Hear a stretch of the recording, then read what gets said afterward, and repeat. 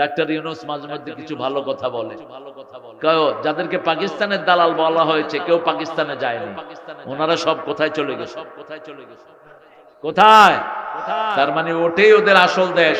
এই দেশকে আসছিল শেষ করার জন্য, পয়সা লুট করার জন্য, জনগণের শান্তি নষ্ট করার জন্য। এখনো তারা আছে না নাই? ঘাপটি মেরে টঙ্গীর ময়দানে 6 জন মুসল্লিকে খুন করেছে কে? কে খুন করেছে?